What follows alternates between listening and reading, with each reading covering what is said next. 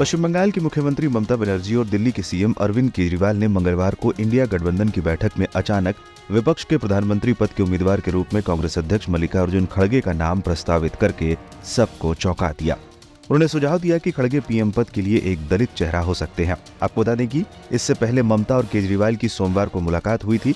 खड़गे के नाम का प्रस्ताव देते हुए दोनों ही मुख्यमंत्रियों ने दलील दी कि विपक्षी गठबंधन को एक संयोजक की आवश्यकता हो सकती है, क्योंकि 28 दलों के साथ समन्वय करने की भी जरूरत पड़ेगी।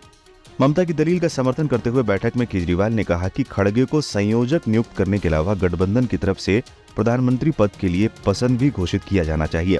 ममता बनर्जी का साथ उन्होंने कहा, मैंने कुछ शोध किया है और विश्वास के साथ कह सकता हूं कि दलित चेहरे के साथ चुनाव में उतरने से बड़ा फायदा होगा। हमारे पास पीएम के रूप में कोई दलित नहीं है और इससे हमें मदद मिलेगी, खासकर कर्नाटक में।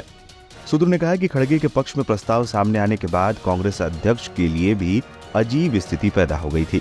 खड़गे ने कहा, सबसे पहली बात हमें बीजेपी को हराने पर ध्यान केंद्रित करना होगा। पीएम चुनने का मुद्दा चुनाव के बाद तय किया जाना चाहिए। उन्होंने पार्टी प्रमुखों सोनिया गांधी और राहुल गांधी को देखते हुए ये भी कहा कि उन्होंने कोई भी पद हासिल करने के लिए अपनी जातिगत पृष्ठभूमि का इस्तेमाल नहीं किया है।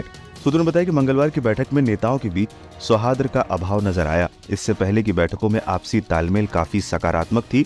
इंडिया गठबंधन की पिछले 3 बैठकों के विपरीत कई क्षेत्रीय दलों के नेता प्रेस कॉन्फ्रेंस में शामिल नहीं हुए। बैठक खत्म होते ही ममता बनर्जी, एमके स्टालिन, नीतीश कुमार, लालू प्रसाद यादव, अरविंद केजरीवाल, अखिलेश यादव, उद्धव ठाकरे और जयंत चौधरी कार्यक्रम स्थल से चले गए।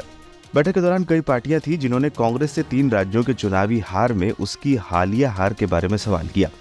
स्टालिन ने कहा, इन 3 राज्यों में मिली हार से कुछ सबक सीखने की जरूरत है। वहीं बैठक में शामिल अन्य लोग भी कांग्रेस नेतृत्व से जानना चाहते थे कि भोपाल में संयुक्त रैली क्यों रद्द कर दी गई। आपको बता दें, बैठक में फैसला लिया गया है कि 10 जनवरी तक सीट बंटवारे को अंतिम रूप दे दिया जाएगा।